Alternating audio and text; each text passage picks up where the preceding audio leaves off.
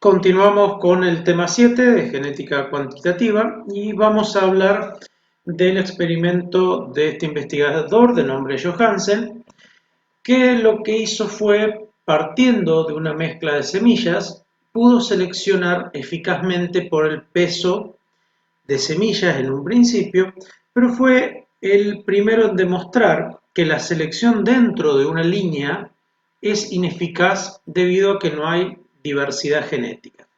Entonces, si analizamos la imagen, que ustedes también tienen en el manual, vemos que la primera selección en realidad se realizó a partir de un barril de semillas. En esta época no se vendían las semillas envasadas, sino que se vendían a granel. En ese barril que él compró en un mercado, había semillas de diferentes tamaños.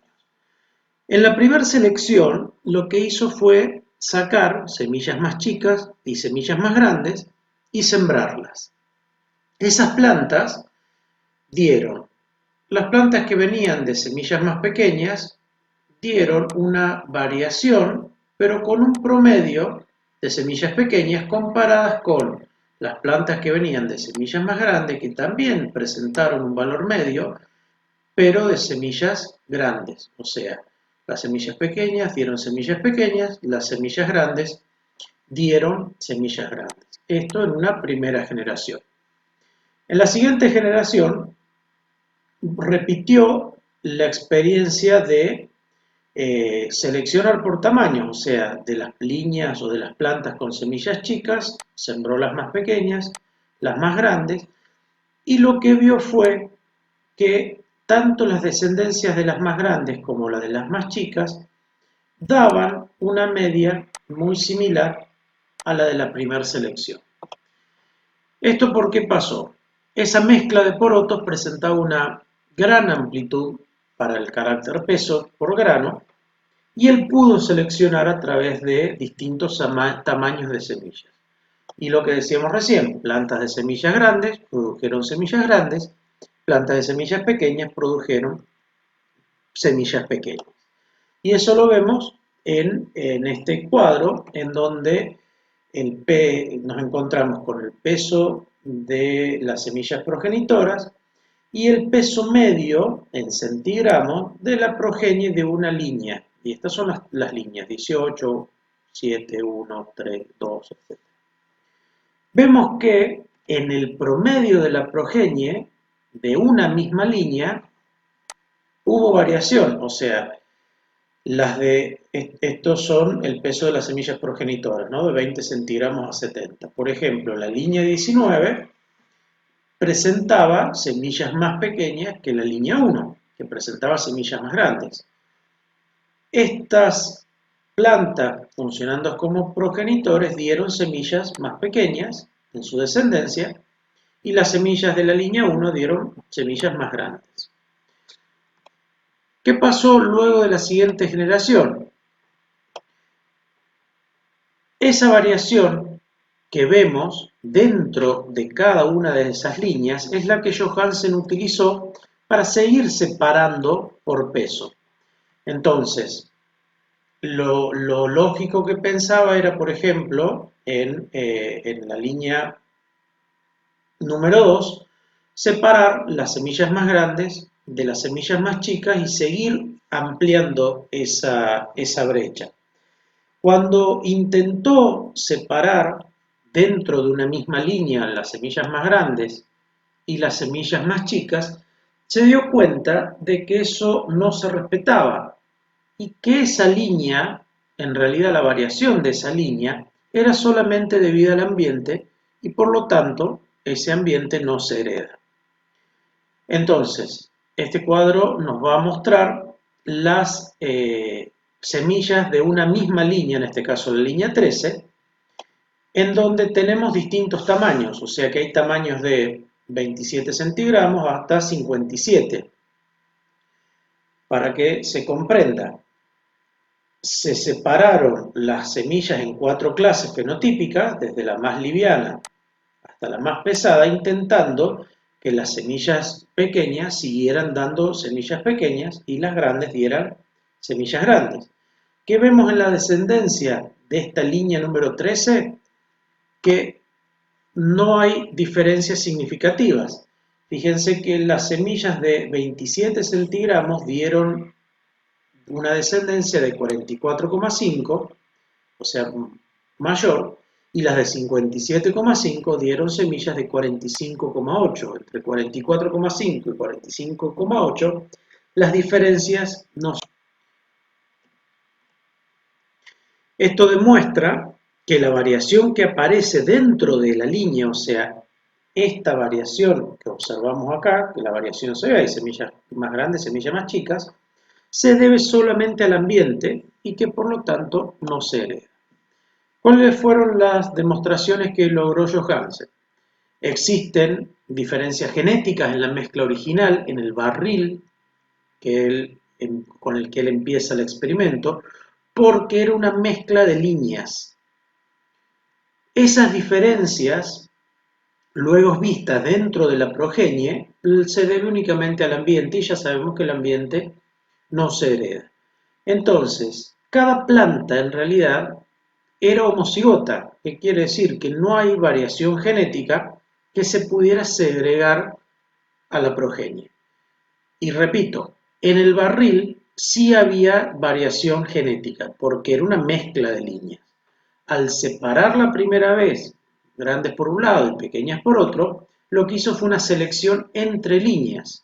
Ahora, cada planta o cada semilla representaba una línea pura diferente. Y él fue el que definió el concepto de línea pura como la descendencia de un solo organismo homocigota obtenido por autofecundación. ¿Cuál es el efecto entonces de la selección de una línea pura? Porque él no se quedó solamente con un año, él lo intentó durante 6 años. Y fíjense, vamos a analizar este cuadro. En el primer año de experimentos, en 1902, hay un diferencial. ¿Por qué? Porque entre la selección de plantas pequeñas y grandes hay 10 centigramos de diferencia. ¿Qué pasa con la descendencia de las semillas pequeñas y grandes? Son iguales, 63 y 64. Siempre hablando dentro de la misma línea. Al año siguiente el diferencial era mayor, fue de 25 entre pequeñas y grandes. 55 para las pequeñas, 80 centigramos para las grandes. La descendencia otra vez dio muy parecida. La descendencia de semillas pequeñas fue de 75, la de semillas grandes fue de casi 71. Así siguió experimentando por 6 años, en donde siempre se ve que hay un diferencial de selección entre semillas pequeñas y chicas. ¿Qué pasó al final del experimento? Las semillas pequeñas dieron semillas de 66 centigramos, las grandes también de 66 centigramos. ¿A qué se debe este diferencial entonces que él sí pudo observar? Es todo ambiente, es todo efecto ambiental que, como vemos entonces en el promedio general, no se hereda.